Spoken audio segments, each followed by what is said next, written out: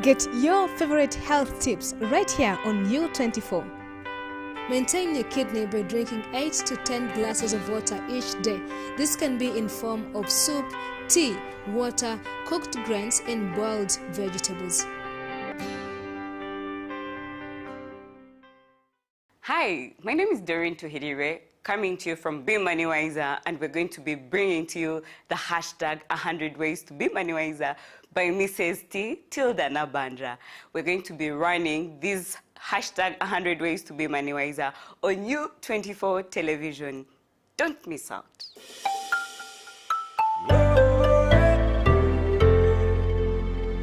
U24. Don't miss on U24.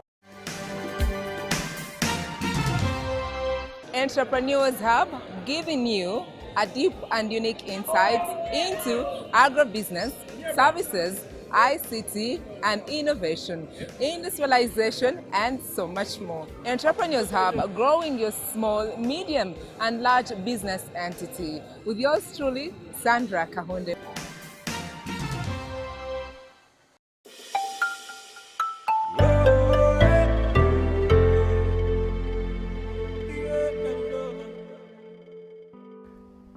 This is Tano Tano from the Uganda National Lottery. Win up to 10 million every 5 minutes. That's right, a new draw every 5 minutes from 6:45 a.m. to 11:45 p.m. Pick your numbers, choose your wager, or go to Quick Pick and get in the game fast. Play at an authorized agent, online, or dial *278# from your phone.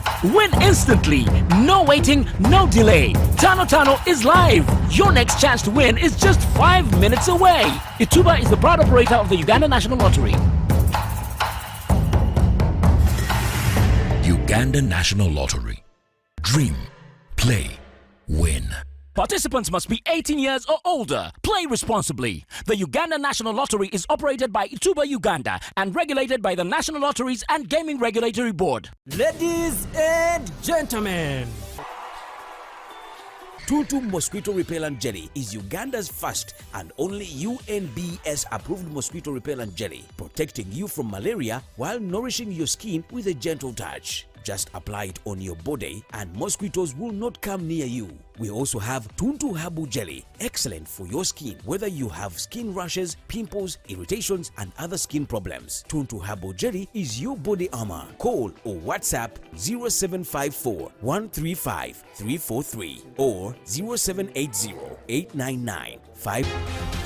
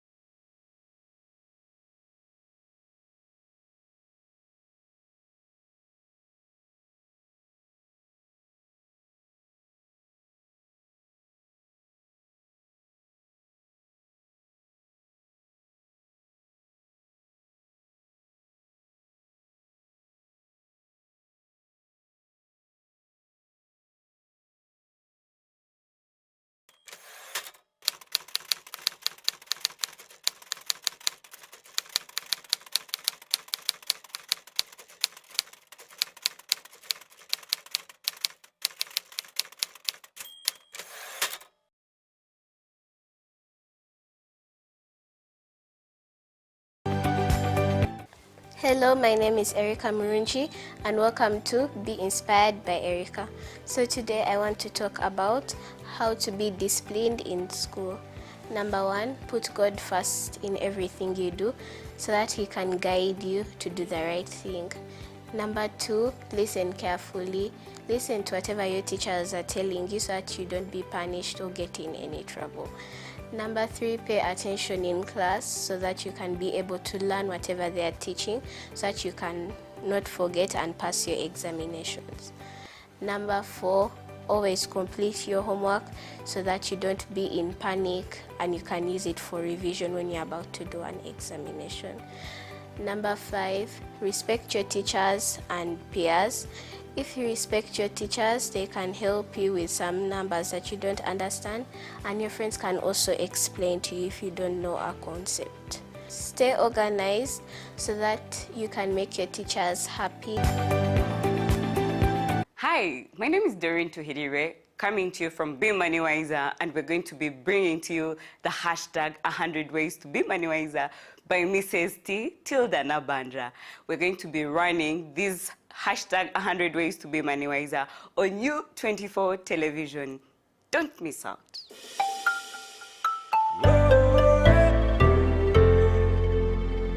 U24. Don't miss on U24. Entrepreneurs Hub, giving you a deep and unique insight into agribusiness, services, ICT, and innovation, industrialization, and so much more. Entrepreneurs Hub, growing your small, medium, and large business entity. With yours truly, Sandra Kahunde.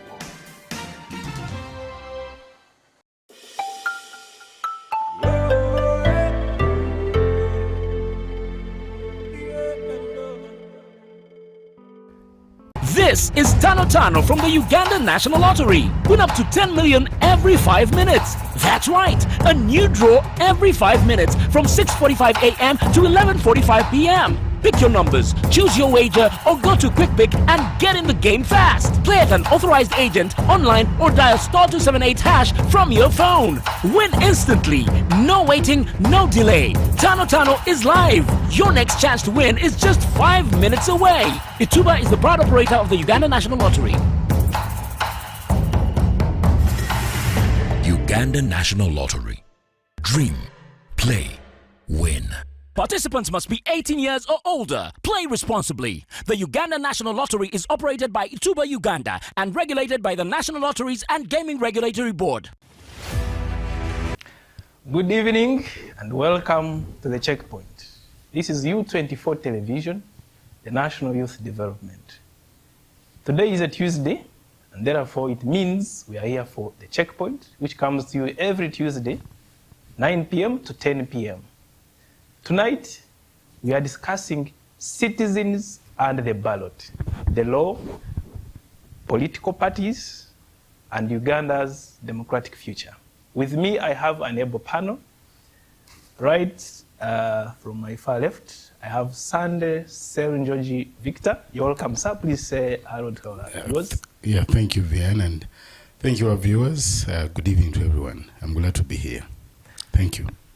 Next, I have Nyachuo Monica, is a lawyer from the Law Development Center. You're welcome, Monica. Please greet our viewers. Thank you so much. Good evening, our viewers. I'm privileged to be here. Yeah. Thank you very much. Next, I have Omara Douglas. He is a legal officer at Omara Atubu and Company Advocates. That means he's a lawyer. You're welcome, sir. Thank you very much, Mr. President, for having me. And good evening to our esteemed viewers. I am happy to be here. Thank you very much, and I welcome you. Sunday comes here for the second time on the Checkpoint. Thank you for coming back. And then the debutants, you're welcome. Thank you. For having us. We are streaming live on YouTube, so you could go on YouTube, search U24 Television, and we'll be live there.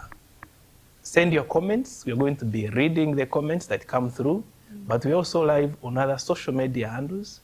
We also have a Twitter account, so you could as well go on Twitter and send in your comments. We shall be reading the same in the course of this conversation. But I want right away to start this conversation, and I want to start with Sunday Serunjoji. Yes. Citizens and the ballot, law, political parties, and Uganda's democratic future. Yes, sir. What must we know? Thank you so much. This is a very broad topic in the first place. It's not a topic that you can discuss in a few minutes. It's a broad topic. But the major thing to know is that for Uganda, we are a country that at least we are somewhere in terms of developing our governance structures. we have the law in place. The country should know we have the law. We have been able to design political parties. They're there. With whatever challenges they have, they're there. Because political parties are the vehicles that run this representation, of which the constitution that we have written and probably agreed upon has given all of us a right of representation into the governance structure. You see, when you talk about politics, people think politics ought to be something which I may not understand, but in actual sense, politics is governance. It is governance of society. So in Uganda, we have been able to adopt a system which I believe is from the West, where we are saying that we shall govern ourselves by having political parties, where those political parties be able to choose people come in those political parties and choose leaders who represent the rest of us. So it's a political right. People should know the law is there, the parties are there, and even the Ugandans are willing to participate, because if you look in the last elections, Ugandans have been participating. Yes. No, the only question is the implementation process fair? Is the law covering every aspect surrounding this electoral process and surrounding the representation to governance? The government, people should also know that we currently have the Electoral Commission in place as a body that is mandated to manage this electoral process. That helps us to say, when it comes to governance, these are the people that you have chosen through your right. Because people should also know that the ballot itself, it's a power. That is a tool of exchange, that Ugandans exchange their will, their desire, their willingness. The moment you enter that place and you cast your ballot, either tick or stand behind someone, you've actually transacted your power, your authority, giving it to someone to represent your views, in most cases even to think for you. Because the unfortunate part of our politics is the people we elect or choose, they hardly come back to consult from us. I've hardly had very few programs where a leader comes and says, I am back in this village, I am back in this constituency, we are discussing something in parliament, what are the views of my people? You hardly see that. Which puts us in kind of a bottleneck kind of conflict, because someone is saying, oh, I'm here representing my people, but you try to see his interaction with the people about issues that are governing the country are minimal. You find such, engagement is limited. Exactly. I thank you. I want to bring in Monica. Sunday submits, and most importantly, I pick a right to representation. What is that? Well, thank you so much. The right to representation, in simple terms, it's talking about how the citizens, they are entitled to have someone represent them in the governance, because the Constitution gives us the right to govern this country, but we all can't be in the parliament, we all can't be in the government. So we have this right to representation. You have the right to choose someone to represent you, and in that way you're governing the country directly or indirectly. However, people may not really know that they have to exercise this right. For instance, people who don't take their chance to vote. You don't vote, you're waiving this right to be represented. Yes, you're leaving it to other people to decide your fate. And then also the youth and people should be educated them more. They should know that your vote is very powerful. You need to come for, you need to fight for accountability. Let me give you a scenario. In my village, as I was listening to the radio, someone on the radio station was complaining about the roads. Another person had come to campaign for the incumbent person, the member of parliament. And this person kept saying, but the road has not been worked on ever since. So I don't know what the member of parliament will tell them when he goes back to what? To campaign. But that is exercising your right, in that you chose someone to represent you. And they should represent you well, and of course fulfill what they promised you when they were seeking your votes. Thank you very much. Yeah. Douglas, a right to representation, as Monica has put it. In Uganda, we exercise it through political parties. Yes. You've seen many political parties come up. Some are born, yes. Others die. Yes. Those which do not die, some remain, but they are weak generally when you look at their operations. How do you evaluate our parties? Are we doing the right thing? Thank you, Mr. President. I understand your mandate stops within the confines of LDC, but still, I feel like for us to understand this whole situation of political parties, to a lay person, what is even a political party? Is it just a group of people that are going to sit down and formulate ideas and just decide to cause chaos? So, like my brother was stating it, the law is quite clear. A political party should be registered. Registration. And its scope should be within the confines of running the affairs of this country. Not in a tribal way, but in an inclusive manner. So my assessment of the current state of our political parties is, it's funny. I'll tell you why. We look at the ruling party and we criticize how they run their things, but I want us to put a light on the activities of the opposition. They are not as pristine as they are making it out to be. They also have their internal issues. People are being denied party tickets based on certain grounds that you don't understand.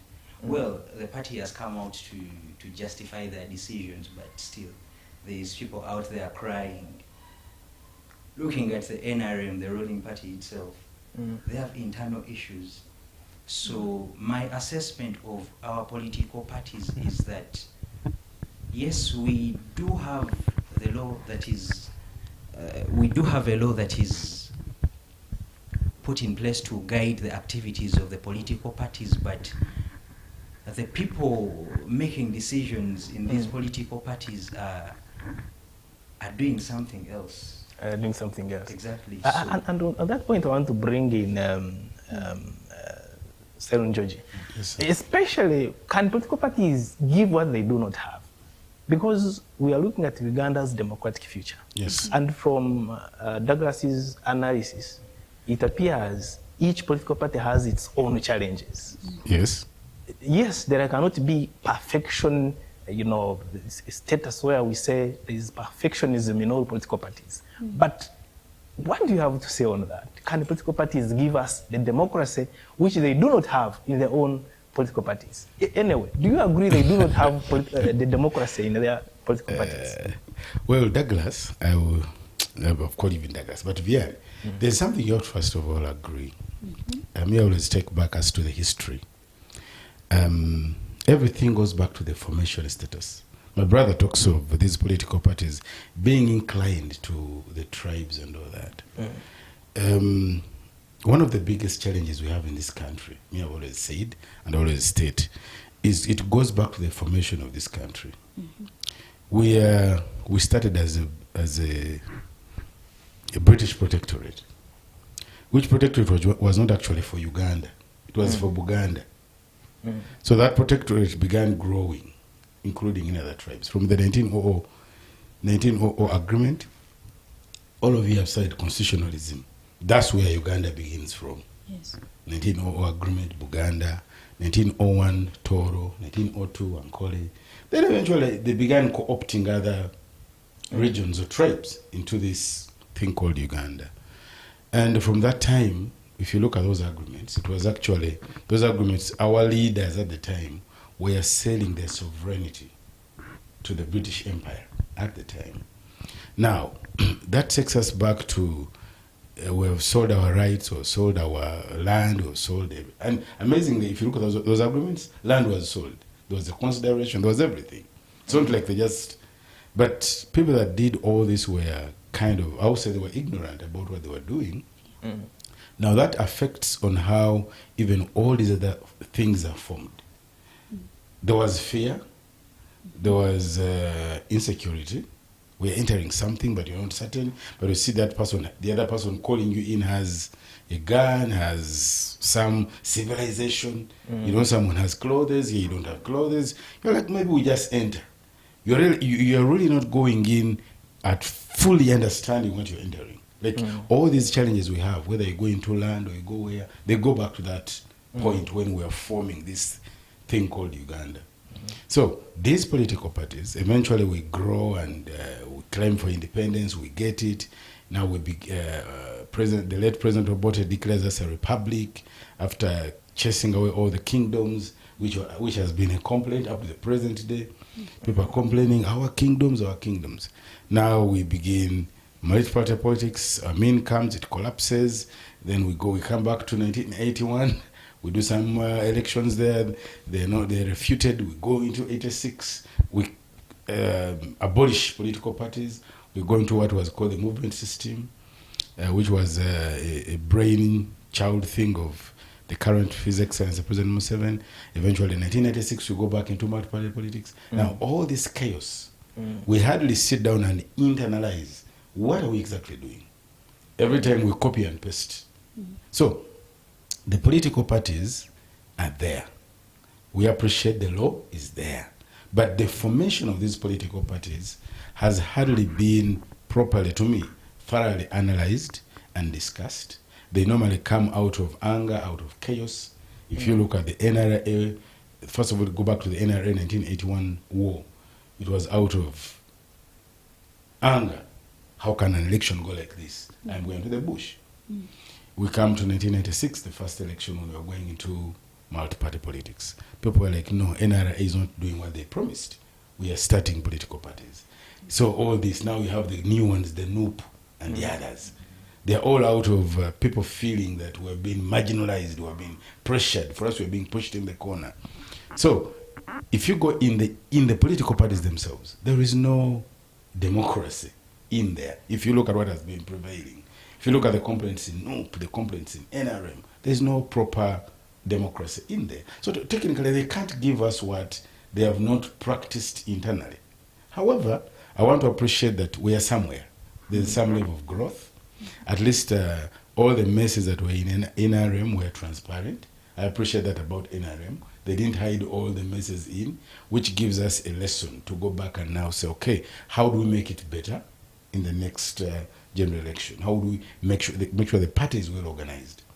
The same thing we see it in the main party now, political opposition. Nope, they are complaining and all that. And I think, to me, that takes us to in the way forward. How do we organize these parties? I wanted to ask you something on NRM's election tribunal. Yes. Do you think it did anything good that any political party should be able to learn anything from it? Me, I would say yes. Why do I say yes? In the first place, at least the party was able to initiate a machine or a mechanism on how to handle these complaints. We may disagree with how the committee or the mechanism handled issues, but at least it is there. It was a shock absorber that people say, okay, there was another voice. And me, I think that should be incorporated in the Political Parties and Organizations Act. It should be incorporated in the Electoral Commission Act. We should come to that level where the Electoral Commission has powers to even oversee what happens in these political parties. Otherwise, now if you look at the NRM thing, it was formulated just, the president was like, oh, now I'm putting up a committee. But let it be within the structures of the party. That when people feel agitated about an election in the primaries, they can go here for a voice. Or within the acts themselves, they incorporate and say there shall always be judicial review in the process, where I can go to court and say I'm not satisfied. Monica, Victor gives us a checkered history tainted with instability. Yes. And maybe political gimmicks. How do we, as citizens, participate in encouraging the political parties to do what they are supposed to do, such that their activities can assist us in shaping our democratic future? what is the role of the citizen? The role of the citizens. Well, I thank Victor for the history. Yes, the history has been there, and we have moved with it. But it is time to learn from the history and adopt new things. The parties have been set in place. Things may have been copied and pasted. It is well. But as the citizens, as the youth, Uganda is made up of majority of young people, the youth. People are learned.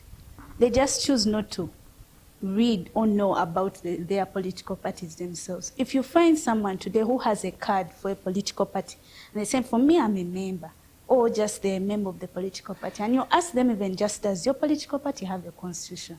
What is the structure? They don't know. And why are you in a political party if you do not even know the structure, the goals, the aims?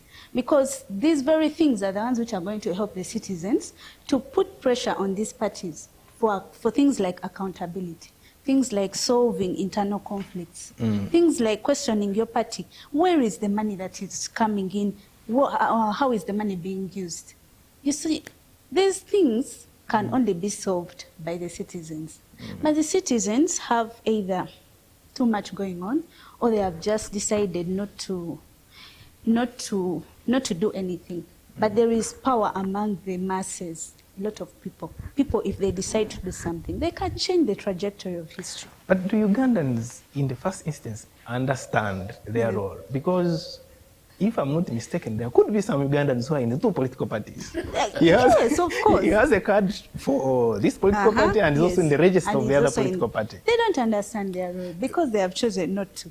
And you don't blame them. Then I'll still take you back. Everything goes back to formation. These political parties, many of them came out of emotionalism, out of anger, out of feeling marginalized and like, okay, let's put up something for our fight. So when something comes out of emotionalism, something is driven by anger, something is driven by anxiety, you don't think through everything. And that's where the first number one problem is. The number one problem too, I think, goes back to our history. Our history were largely, we had kingdoms and chiefdoms, where governance was preserved for a few families. So somewhere our society doesn't have that urge to always know what is happening in the governance. But what my sister puts up is right. It is the role of the citizens to come up and say, how do we make these parties transparent, accountable, and also fair to everyone? But for us here as lawyers and those our seniors out there, I think something has to be embedded within the acts that are running these political parties. Douglas, where you come from, are citizens aware? And are they awake? Are they alive to the role they have to play in shaping the political parties? Or it is the political parties to shape them? That is a tricky one, because I am literally going to expose the state of my home area. Which is necessary. To be transparent, I feel like the people of my area haven't really utilized their role as crucial stakeholders in as regards electing their leaders. So as a young citizen that I'll speak on my behalf, that sees a lot of issues in my home area, I feel like as a voter, I have a lot of say in as regards the activities of the political party I am affiliating myself to. I'll give you an example. The law that governs the activities of political parties gives you the mandate as a voter to do some digging when it comes to the activities of these political parties. I want to look at your books of accounts. For a small fee, as a citizen, you can find this information out. So if you're the kind of person that is going to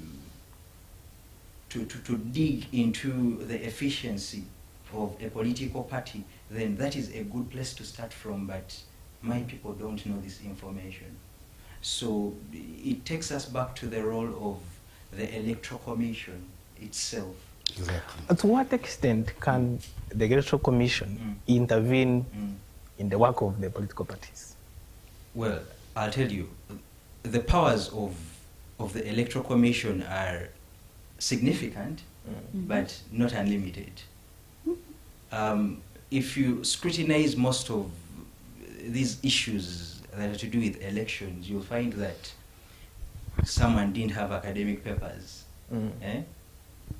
There's a voter that was not supposed to vote. They didn't qualify to vote. So as Electoral Commission, there's that duty to do due diligence. If someone is coming in as a candidate, what are you doing to verify their qualifications and stuff like that?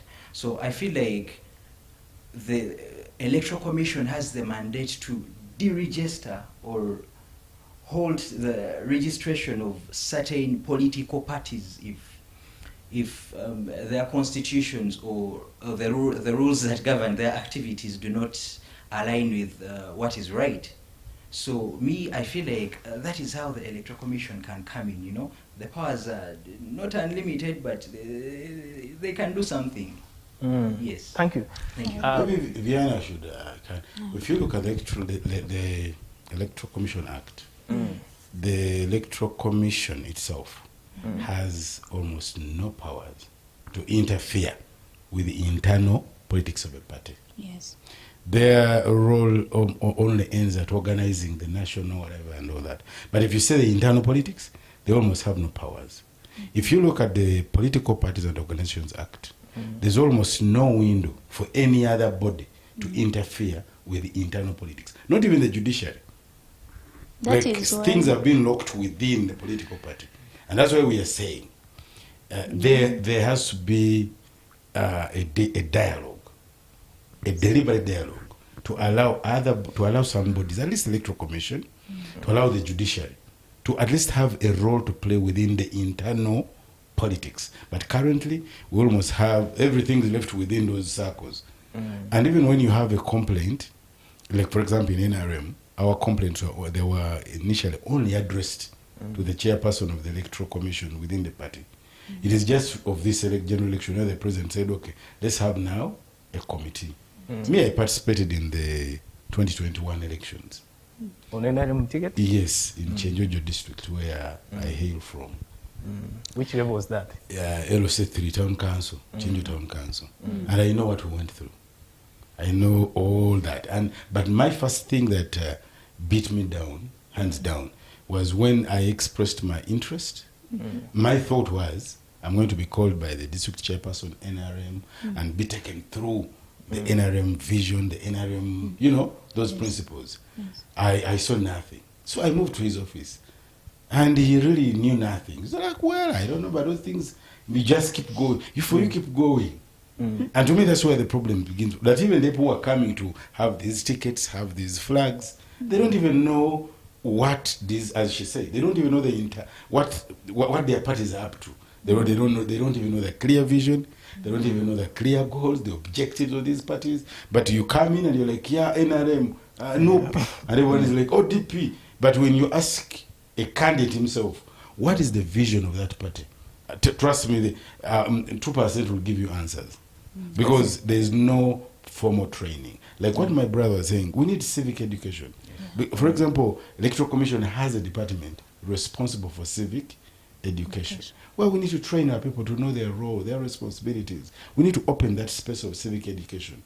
And I'm sure that money, they could be having money in their budget. But even the political parties, they should be given a right to do civic education in the community. And people will get to know exactly when I should enter this party for this purpose. We go back to what my brother said. These parties are, again, they end up being tied to a tribe. They end up being tied to a region. For example, for me, one of my challenges I met in Chenjojo was in that regard. People were like, Eserunjoji, being a mayor of Chenjojo, but I'm born there, my family is there, but people are like, they're not satisfied. And it's the first time when I felt, I'm like, oh, Kumba, I don't belong here. you know. And that's a big problem. Thank you. I want to bring in. You have something to? On the point of civic education. Yes. On the education bit, sorry. I would want to bring in a real life situation. You see, we could go on and on and on and on about what the Electoral Commission can do. But then we also have to look at the internal processes of, for example, some of these political parties. A while back, we just witnessed NRM concluding their primaries. Yes. Of course, these primaries were characterized by a few controversies here and there. Yes. I happened to be involved in a situation where someone was a candidate and they were aggrieved. They didn't agree with the results of the results. So in trying to seek a remedy, they did everything right except for one thing. They sought for the remedy after the time had elapsed. So NRM structures say if you're aggrieved, you're supposed to come to us during a certain period of time. But this gentleman travels all the way from a certain area of this country to their headquarters just to seek for a remedy that, you know, they haven't been able to get. So in this particular scenario, this person, well, they were late, but they didn't know, they genuinely didn't know they were late. Exactly. So why I am trying to focus on NRM here is they could do better in as regards educating the people that want to represent their parties. You know? Thank you. Yes, please. Monica. Yes. Let me take you to financing of political parties. We've had allegations from those people who have not got flags in the National Unity Platform saying that they were asked to pay money. But all political parties, they have a challenge in terms of financing their campaigns. NUP put a fundraising drive recently. Of course, the NRM, for them, they always say they're a mass party, they can raise money from members. There are also allegations from other members of the public that maybe they touch from the state coffers. You know?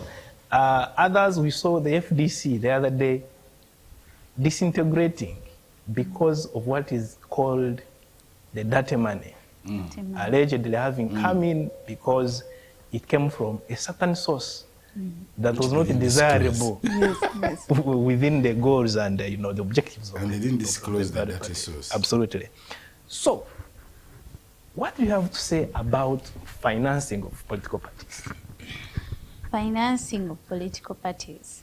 Well, the laws have regulated the finances of the nation. We have the banking systems, the laws like anti-money laundering, but there is no law which is actually regulating or stopping or looking into where a political party is obtaining its finances from.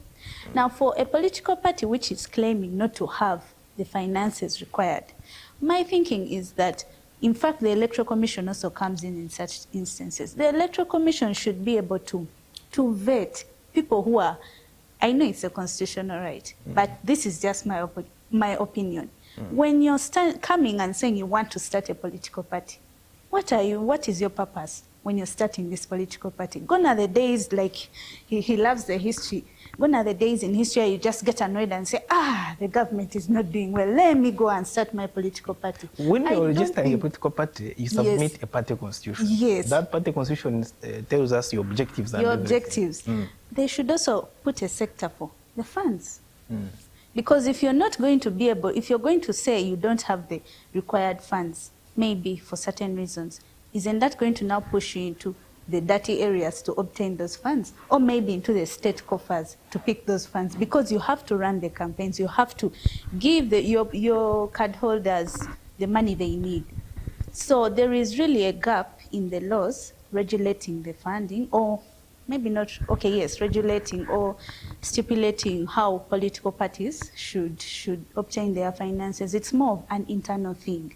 And what I can say also, for a person, a youth or members of a political party, you're holding this card. Your party is not stating where they are getting their money from, or your party, they don't have the money, or it comes back to you yourselves. When you entered that party, what were your goals? What were your purposes? As the youth in that party or the members of that party, what can you do for yourselves? For me, my solution is the citizens. People need to wake up, People need to wake up, because they are the ones who can change these things. That's what I say. That's what I think. Thank you.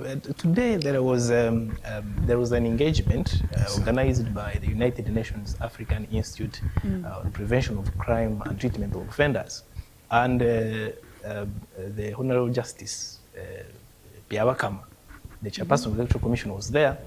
The comment he made was that he presented a proposal to Parliament that there should be a declaration of the sources of money for financing campaigns, such that there is regulation of, the monetized election, processes and all that.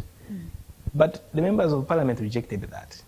In the circumstances, Sir Georgie, yes, sir. What would you advise the chairperson? Well, I wanted to first give my sister some information. Yes. With the current laws, majorly under the Political Parties and Organizations Act, there's some funding for the political parties. Only that the funding is limited in the sense that you must have, they fund according to the numbers of parliamentarians you have.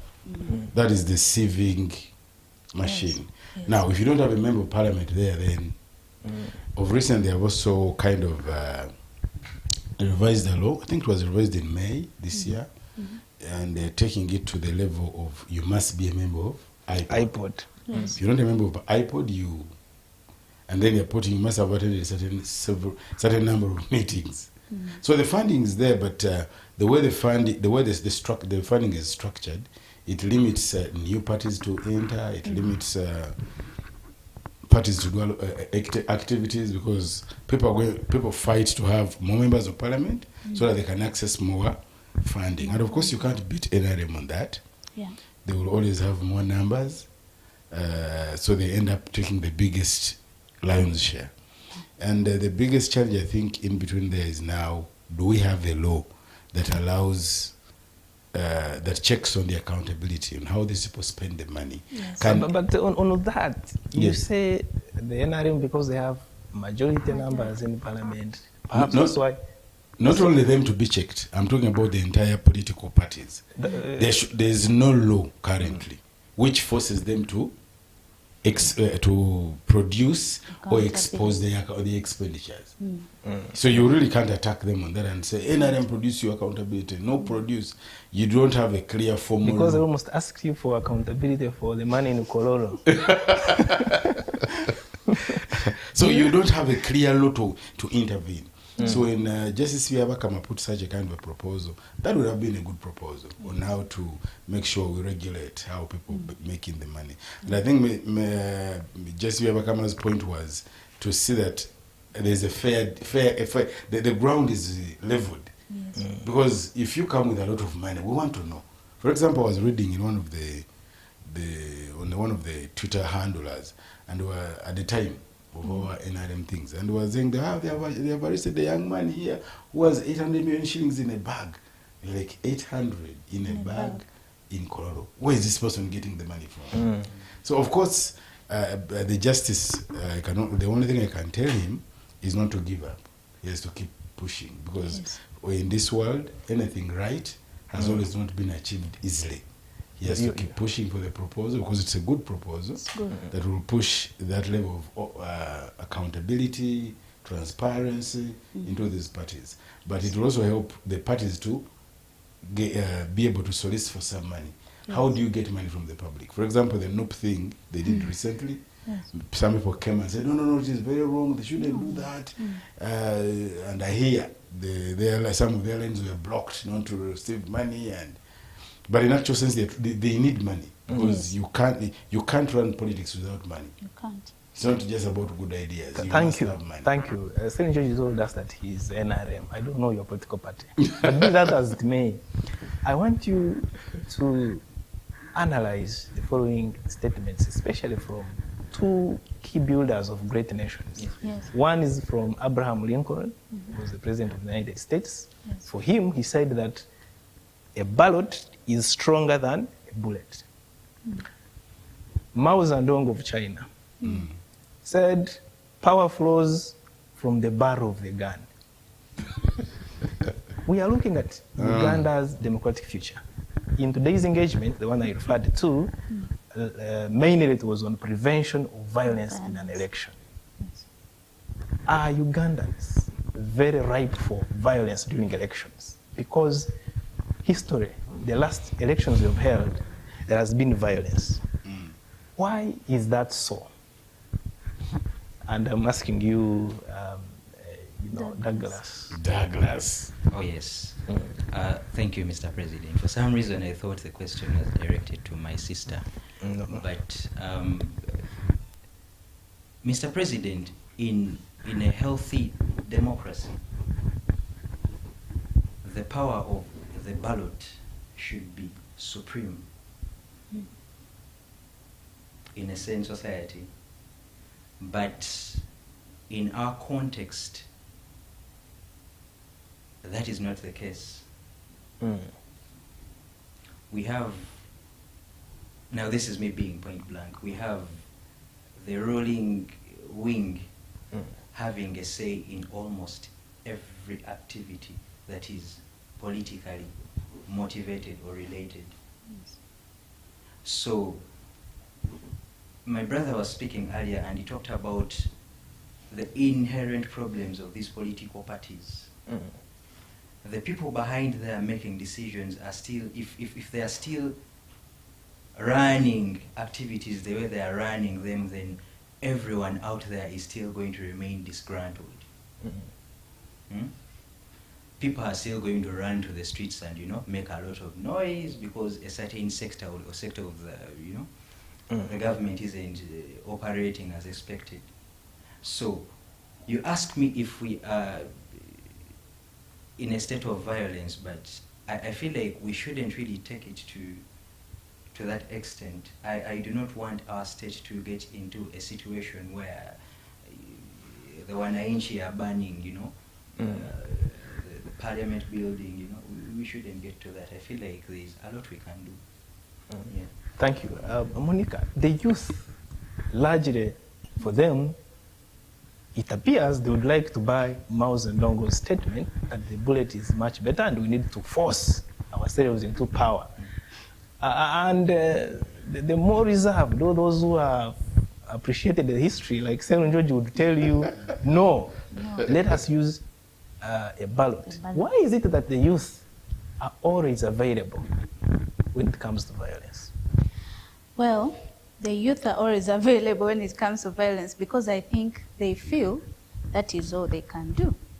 When they go through the ballot, the majority of the people who they themselves send through the ballot and put into power perhaps fail to do what they want to be done. But also, unfortunately for the youth, so when they see that the ballot has not worked, they now say, okay, let's use violence. But the violence also doesn't work because the government is always armed and ready to keep the state at peace.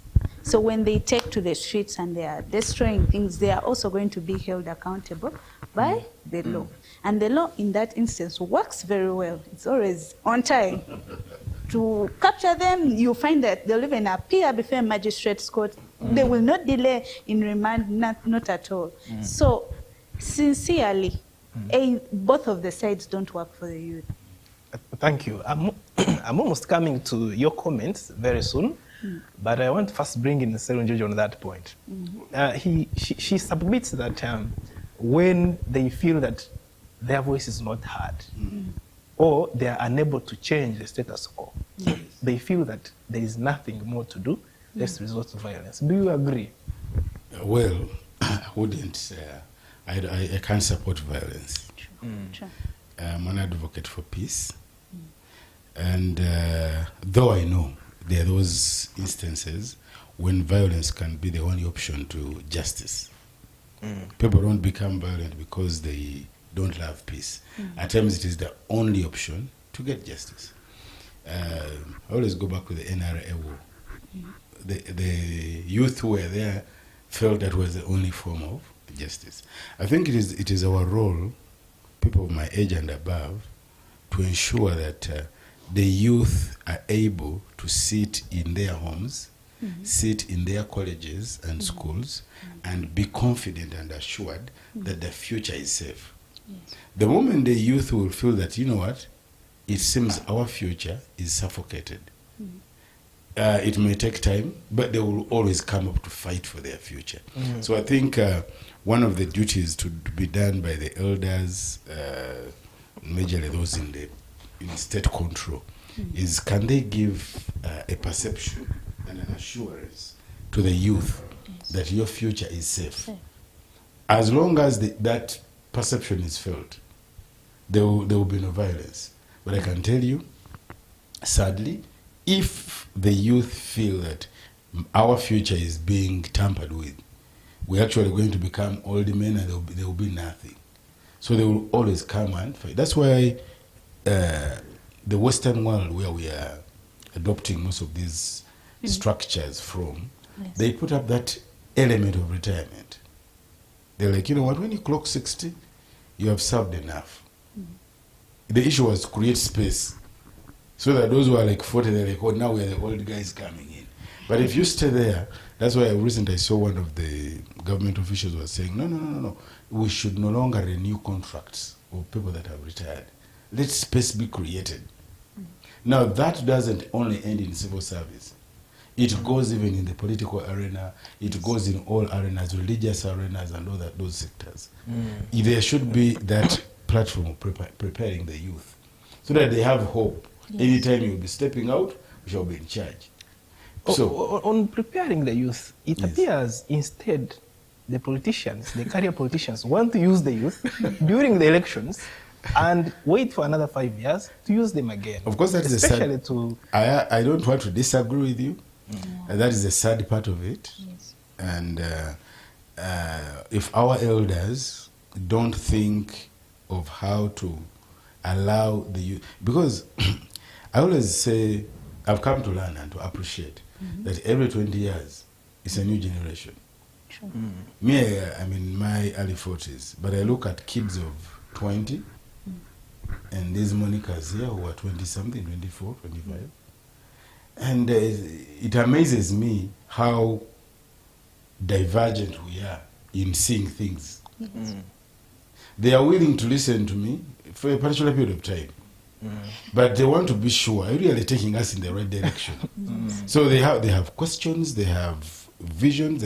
Now, I'm supposed to use my experience of 20 years in running life as an adult and say, okay, here when you take this direction, you'll end there. But if I just say, don't speak, just follow that, don't speak. Now, the nature of a young man or a young man says, I have to say, say something. So my role will be to guide.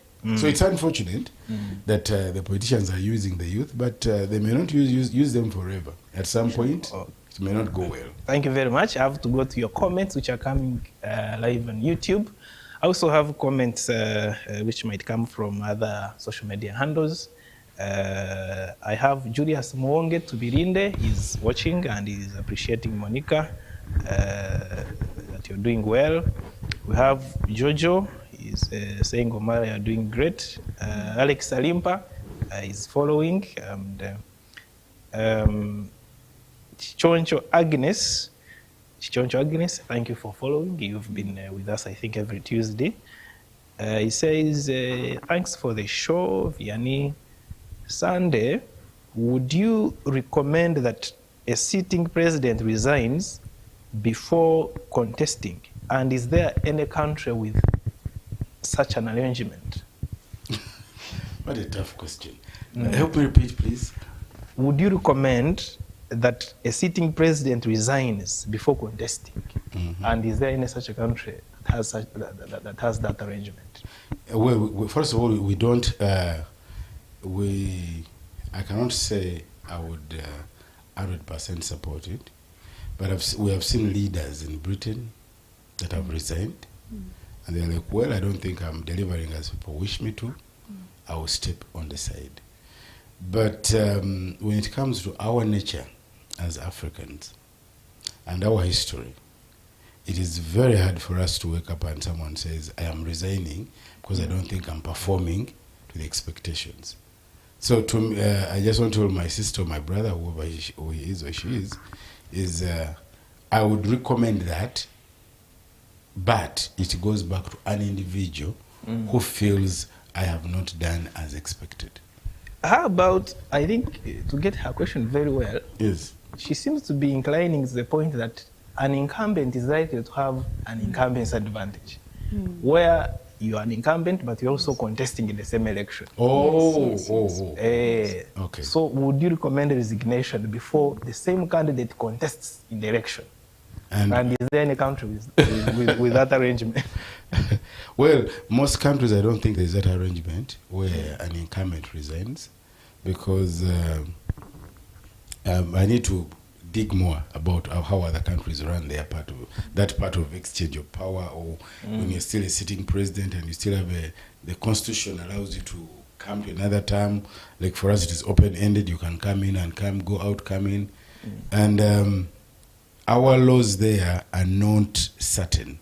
But personally, I would say yes, so that it really creates a room to say there's you're running for the seat, because you're no longer in charge of that seat. Yes. Probably there's another person who is sitting in there to oversee. But our history here doesn't permit that. No one can trust another person to be in that seat. Douglas, would you recommend the same? Because the incumbency advantage means you're commander-in-chief, you command the executive, the armed forces, and everything. You appoint everybody around. The constitution gives you a lot of power. Would you recommend resignation before participating in elections? Mr. President, there is recommending it, and there's also it actually being done. Yes. We live in a society where people in power tie themselves to power to an extent where any kind of threat has to be dealt with. Anything that is going to threaten their position is going to be dealt with. Now, do we have the facilities to move from, okay, I am in office, but tomorrow I am going to resign for the purposes of standing again? Again, we live in a society where people are going to pounce. You've been in power. You haven't done what you're supposed to be doing. And there's this window where you're going to relieve yourself of the power. So some people are also going to jump in and try to take advantage of that. So to me, yes, it makes sense for someone to resign so they can stand for election, but can we really facilitate that? Do people have that spirit of, okay, let me really resign and, see what happens? Okay. I doubt it can happen. Thank you very much. You have a question from Agnes Choncho, and he's asking you, Douglas, sir, is there a relationship between education and good leadership? Why do elites shun our politics? That's a very good question again. Again, we live in a society where our politics isn't really driven by genuineness. Whoever has the money is going to pass envelopes around to voters, so he can, he or she can sway the vote. So the elites have no money? I'm not saying the elites don't have money, but in most cases, even if the elites are there and they are willing to stand in these positions so they can bring about some change in the environment, we still have elements that are running things in the background. So what is the difference between civic education and it? Kindly repeat. Because for us, she's asking whether there's a relationship between education and good leadership. And if there is any, why is it not there's a relationship, and it's quite substantial, because you do not expect to put, I'm sorry to put this this way, but you don't expect to put an ignorant person in a position of power and you expect them to make sane decisions. So an educated person stands a better chance of understanding certain sectors of the environment, of the society, better, finances, and other aspects. We have Obra Del Gracious, and he's saying thank you, Douglas, for the insights and all the panelists. Juna Marion is saying it's beautiful that you guys are doing well. But Vian, can I punch in something in what my brother says? In 30 seconds. Yeah, but in the first place, education plays a very big role. That one is undoubtable. First of all, we are doing everything in English. And they say the official language of the country is English. Someone who has gained some English level can run politics well. Then on the issue of, as Douglas has put it, there's of course the procedure that makes you a politician is not a simple one. So most educated people, major at a lower level, find it very disturbing. Then the motivation when you're in there, if you look at the pay given to politicians, for example, at a local level, when you are a sub-county chairperson, when you're a town council chairperson, those people earn less than 400,000 shillings a month. So the elites would rather not go for it. They can't go for that. Okay, if you look thank at you. The councillors of sub-counties, I think it is 80,000 shillings a month. Who can go to school at the university and go to represent people at 80,000 shillings a month? So the motivation alone there is not enough to pull Thank out you, gentlemen and lady. I want to give you a few seconds to give us your parting shots, and I will start with you, Douglas. Thank you very much, Mr. President, for having me. This has been a fruitful conversation. My parting remarks. On paper, we do have strong legal frameworks that govern the activities of our political parties. But most of these problems are inherent. The problems that we are witnessing with these political parties, the problems are inherent. So the Electoral Commission can only come into a certain extent. And that is by, for example, refusing to register some of these political parties if they are going off board. If the political party is already registered, then deregister it. Secondly, as a citizen, use your mandate under the law to challenge some of these outcomes.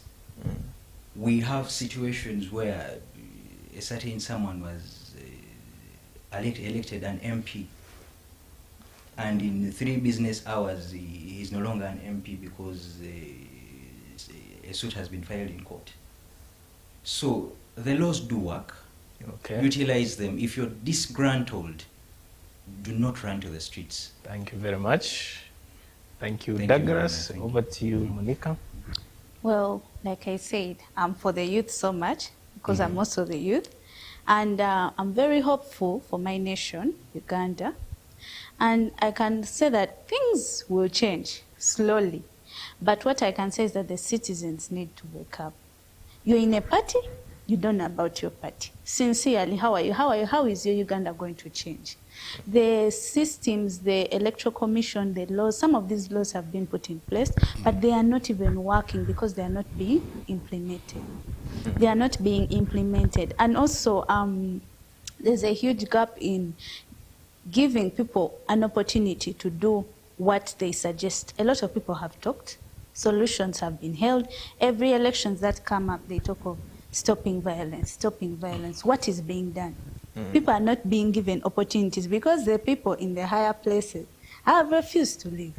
He talked about retirement things. If you have done your part, give people who have studied the merit, give the youth a chance to do what they can do.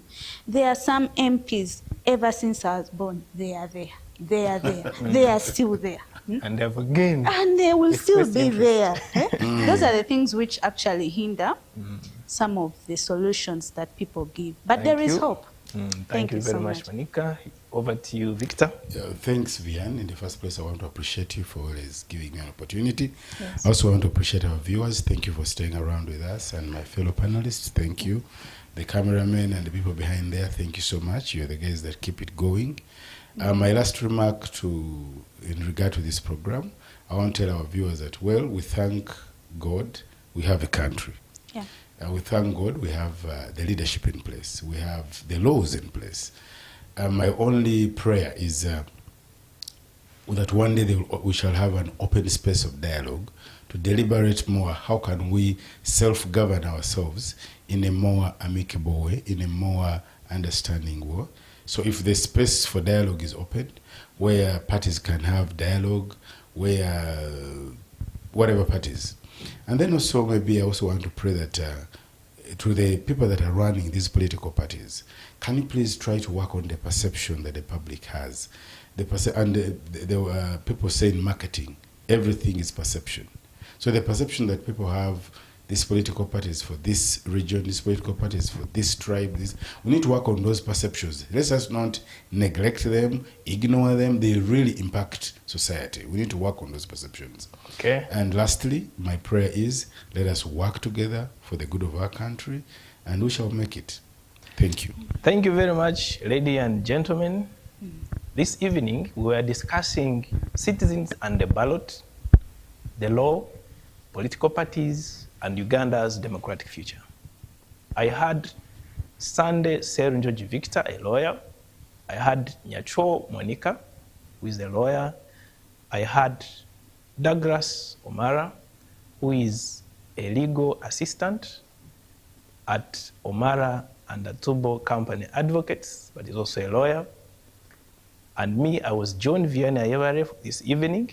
And thank you for tuning in to U24 Television, the National Youth Development. The Checkpoint comes to you every Tuesday, 9 p.m. to 10 p.m.